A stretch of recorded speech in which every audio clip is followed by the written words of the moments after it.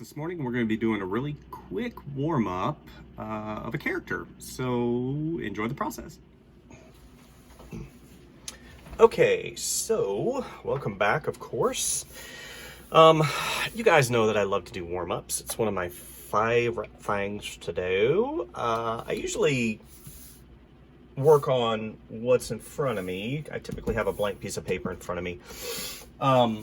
And of course, sometimes I like to use this particular paper, which I've done, quite a few just really quick warm-ups on here as well. And I like using toned paper because it gives me a really nice mid-ground. No, we're gonna use this. I like using the red because it shows up really well on video. So, I want to go a little bit back to basics. Basics being kind of the platform and the foundation of what I use as an artist and a character artist to perpetuate, my learning process and how I create the characters and, using the basic shapes, to build on. And as a professional, I always go back to basics. And this is important for me because that's how I learn. So we're going to do kind of an offset. So we're going to have simple circle. Have my line of action there.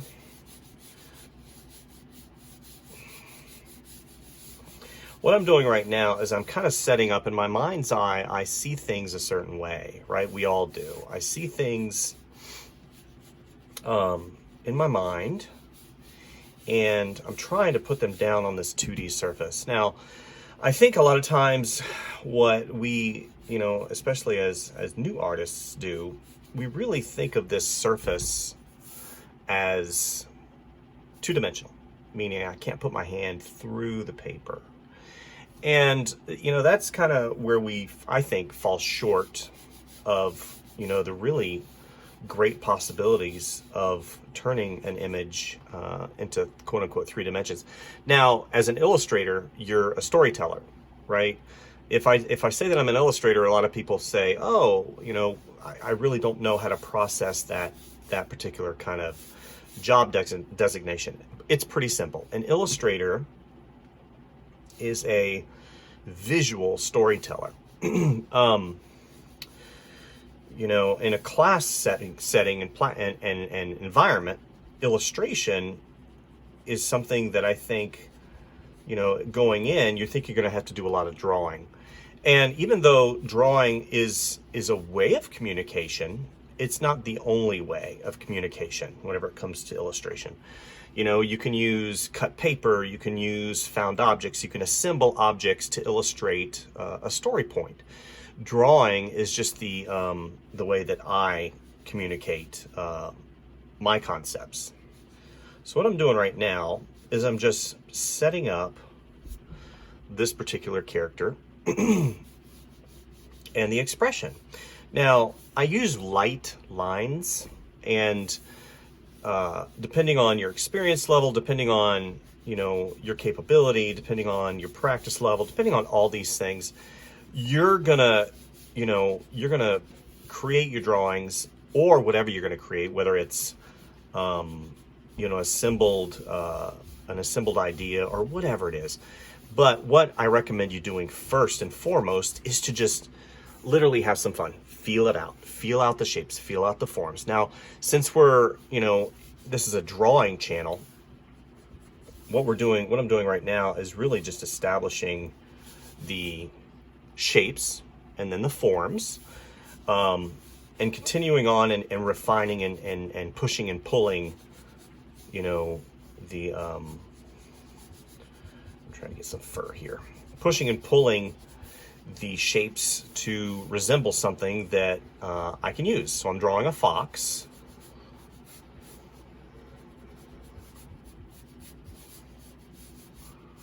And go ahead and get that ear up a little bit. And as I'm continuing through, I'm always thinking, now, I've explained this before on my channel, and I think that you know, I think it's a concept that I'm used to understanding, but I think sometimes, you know, whenever I start doing things in such a way and it's really fast, and then you're like, suddenly the drawing just appears on the page, and you're like, wow, well, I can do that. Well, I think that's completely true, because drawing to me is a skill, and that's important to understand. Drawing is a skill and can be taught, but fighting, it's like you're fighting. I fight with myself a lot whenever it comes to drawing, because my brain wants to do one thing, but my eye and my hand are doing their own separate thing. And the trick is, what you want to do is you want to continually have that line of communication open, right? So now what I'm going to do is I'm going to have that chest come out just a little bit, and that shape is kind of like a bean, and it comes all the way down. Because what I want it to do is I want to make sure that this weight, the weight comes down, and you have that foot kind of in the center, because that's kind of where that leg comes down. We're going to have kind of a hill that he's standing on. Okay, and then I'm going to have this tail, big tail, come out, kind of sweep around. Now, if you look at the drawing, I've already established measurement, right? Now, you can do whatever you want. That's what's great about drawing and creating stuff in illustration and being an artist in general, is unless you're doing things for a quote-unquote client or somebody that's paying you to do this, you can really make up your own rules. That's what's really cool about drawing and creating stuff, is making your own rules. Now, obviously, I don't want to have an arm coming out of here, but you know, at the end of the day, I got to be honest with you guys, it's your drawing, right? Unless you're doing something that is recognizable, like, you know, Mickey Mouse, or unless you're doing something for somebody that's paying you, you can pretty much do whatever you want. That's why I really love doing creatures. I love doing creatures, first of all, because I love sci-fi and I love science fiction and space movies and stuff like that. But it gives me a lot of freedom to kind of feel out and do whatever I want and combine those principles, right? So what I'm doing now is I'm going through, and I'm going to go ahead and establish this upper shape, torso per se, and I'm going to have come down. I'm going to have this like this. And has anybody ever drawn a stick figure, right? So we draw stick figures. You know, we draw stick figures. This is it's a very simple stick figure.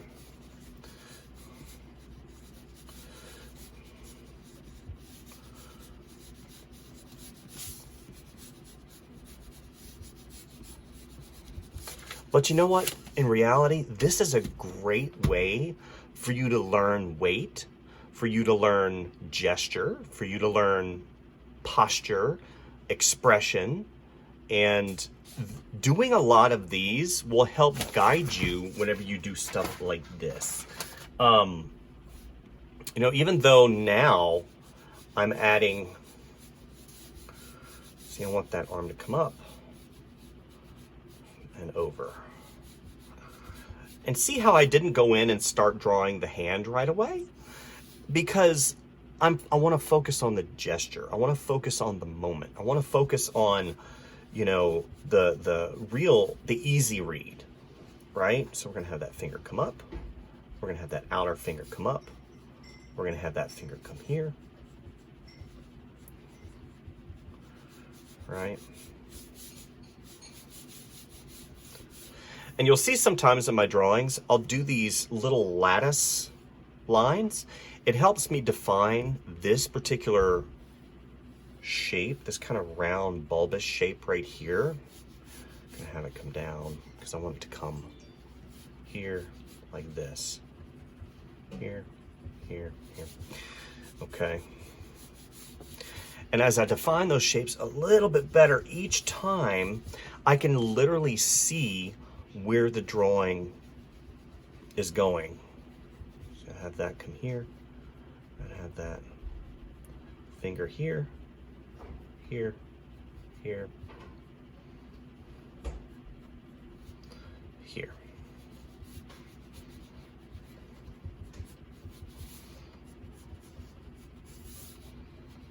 There we go. Right? Kind of whimsical. Go ahead and put that. Here's a little thing like that. Okay, and then we're going to put some shorts. See, this comes around here, and now that I've established the gesture, I can feel it. I can feel where the weight is. I can feel, here's the front of the chest, right? Okay, this arm comes up. You know, maybe comes here. Got the finger, and see what happens is I put that shape and now I have something to work with. And I keep going back. Let's have that. And you notice how I didn't put the bottom of the lip right in the center, because variance and variables in the gesture and in the posture helps really create life. You know, it helps create life. You're drawing suddenly.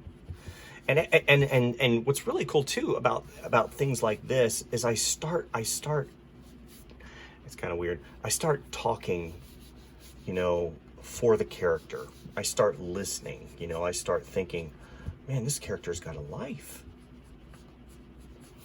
You know? So then we'll come here, come up. Okay, that hip, it kind of comes out, and then that leg is balancing, okay, here.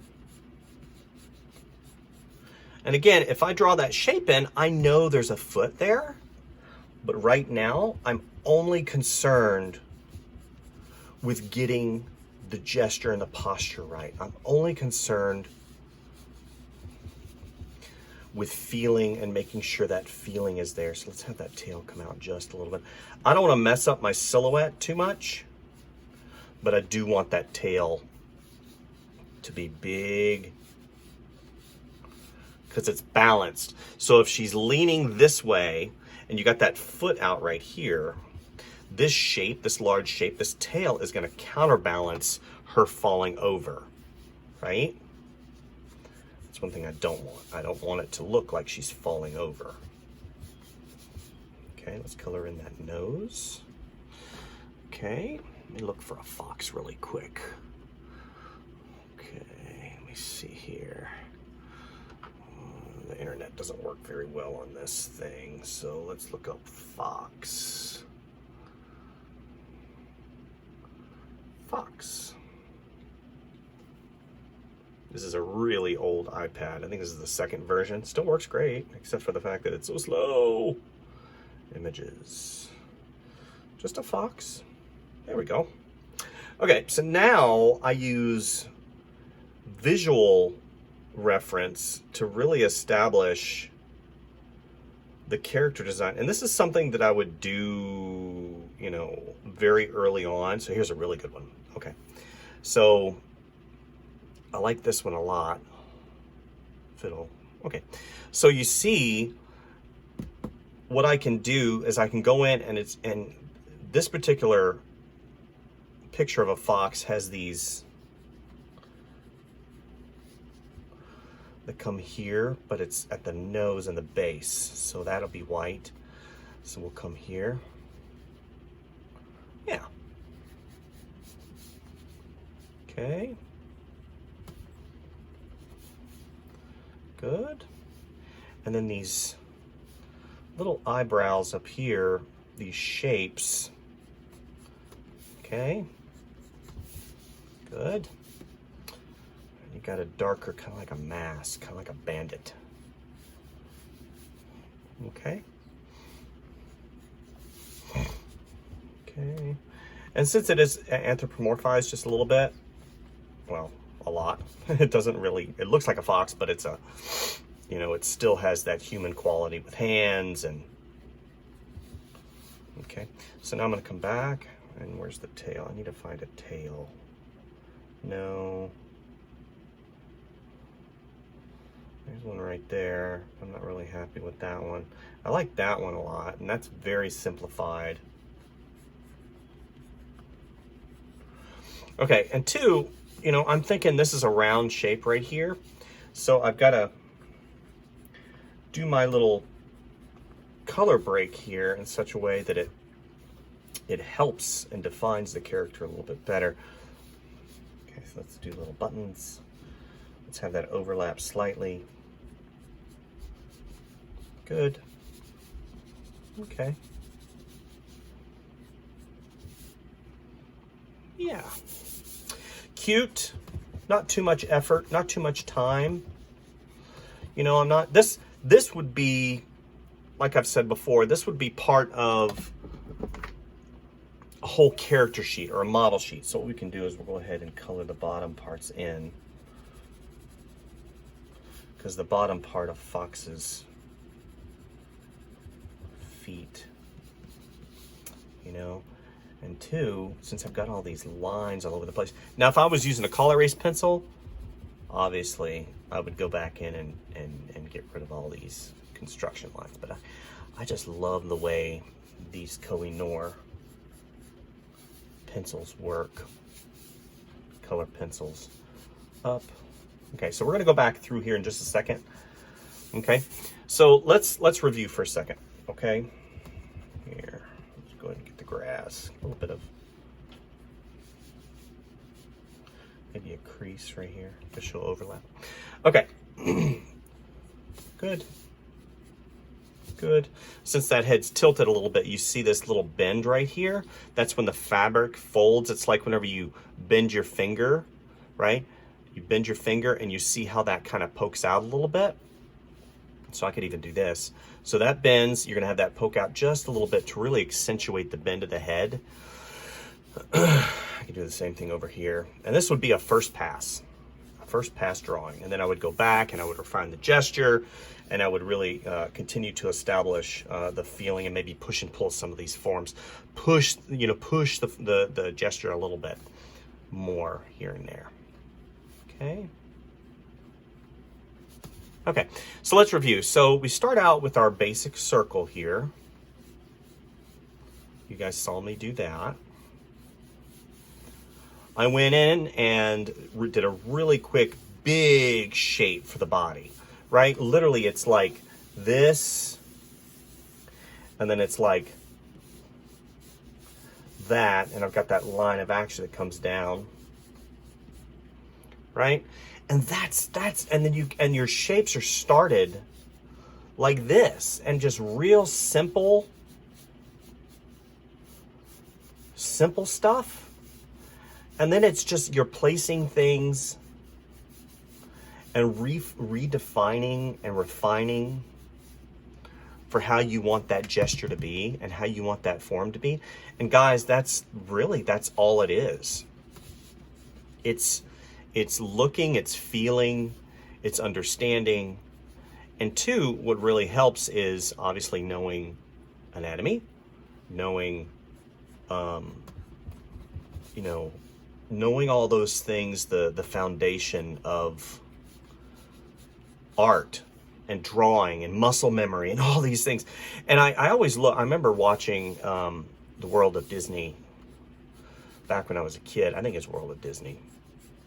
And they had a point where they brought on one of the animators, and I was watching him draw, and I couldn't quite fathom in my brain how somebody could just sit there and draw something.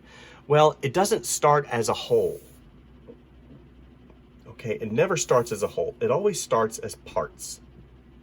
And you have to listen to your brain, you listen to your hand, you listen to your eyes, and also building up that visual library in your brain really helps you. Like, if I always said to my students, I said, how can you expect to know how to draw an alligator without looking at an alligator unless you've drawn an alligator, many, many times before? I always said, if you want to really challenge yourself, pick an animal a month, and you draw that animal as your side project. You draw it 50, 60, 70, 80 times. And then whenever you're tasked to go in and draw an alligator, you'll know how to draw an alligator, or at least get an understanding of what an alligator is. Because we've all seen alligators, right? But the reality is, you know, we're only going to have a brief snapshot of what our brain pieces together. It's like hundreds of pictures of what our brain pieces together of what an alligator is. And then suddenly it looks jacked. It looks weird. It looks odd. Now, that's not to say that, you know, a stylized alligator isn't fun and whimsical, but I think that to draw things like that, you need to understand what a real alligator looks like. And then you can go in and push and pull these forms and understand how to make, you know, the true gesture of what the fox or alligator is trying to say in your drawing. So build on the drawings,